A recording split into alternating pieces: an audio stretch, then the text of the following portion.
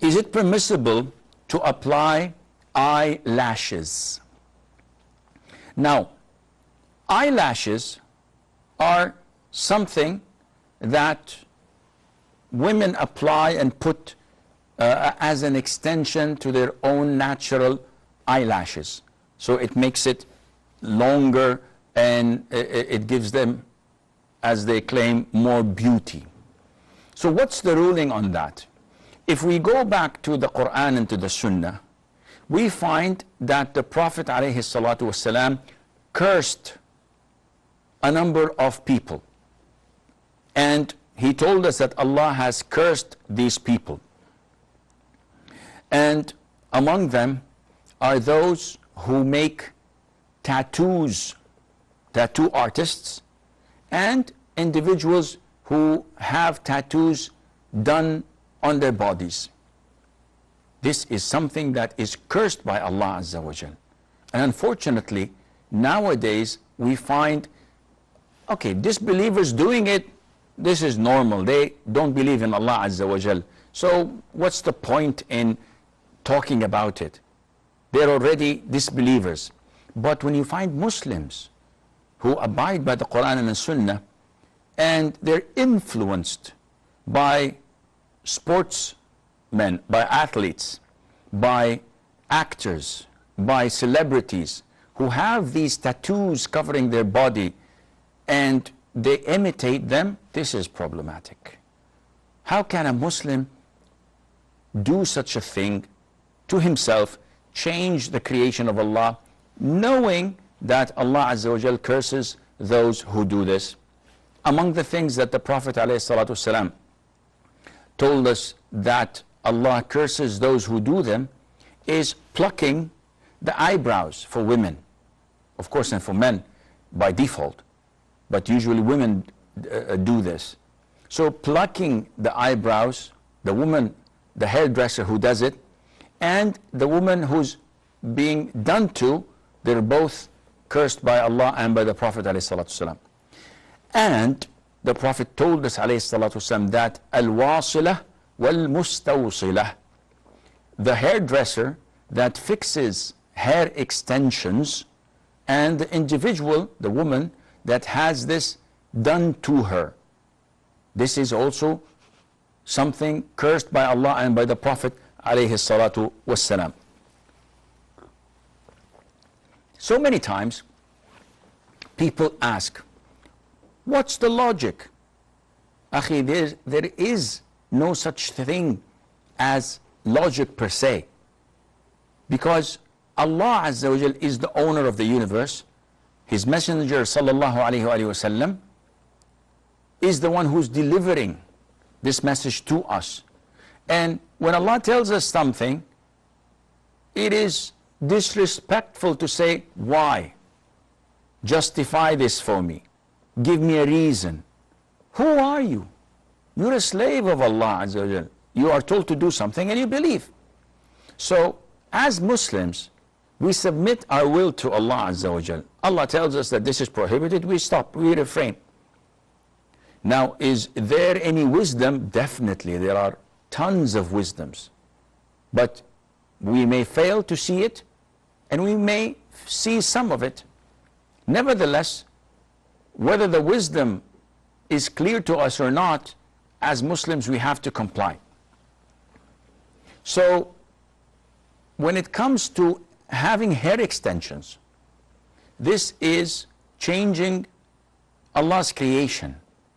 A woman has thin hair, short hair, wearing such extensions, whether natural or not natural, it gives the look that she is having hair that is not hers.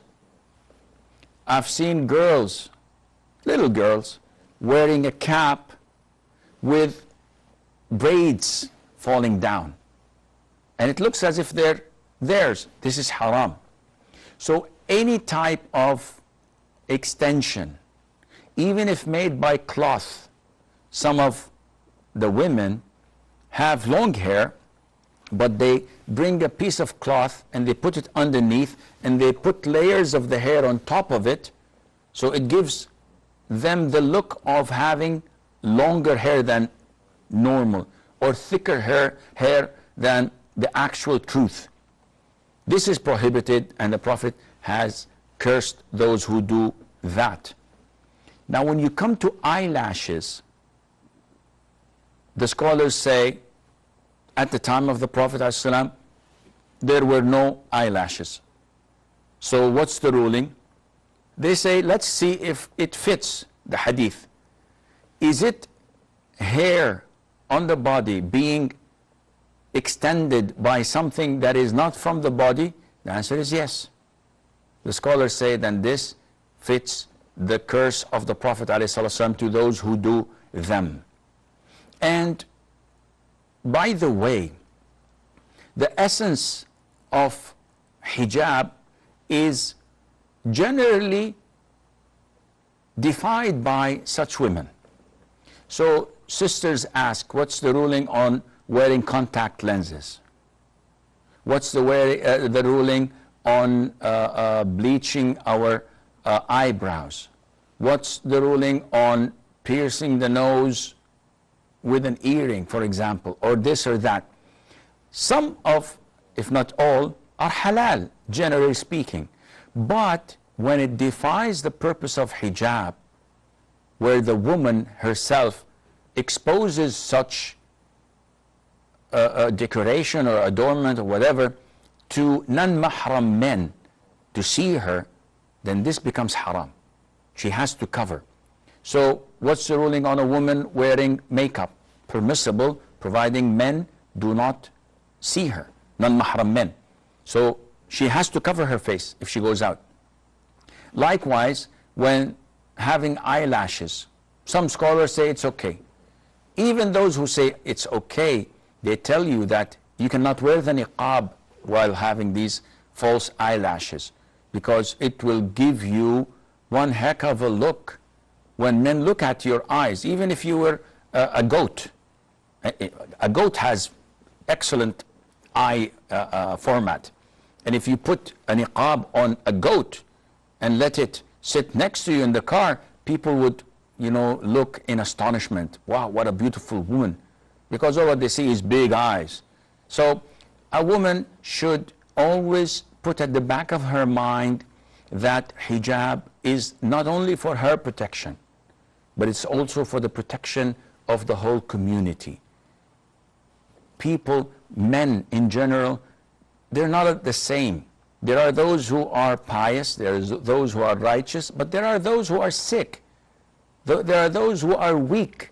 So women by nature, Allah created them to have this magnet in them that pulls men, either by the way they look, the way they sound when they talk, the way they walk, and the sound they make when they walk, whether with high heels or with normal heels. All of these things Satan utilizes to lure men to sin. And this is not your problem as a woman, as a sister, but your problem is to abide by the Quran and Sunnah. And hence, Dina, this is not permissible, and Allah Azza wa Jal knows best.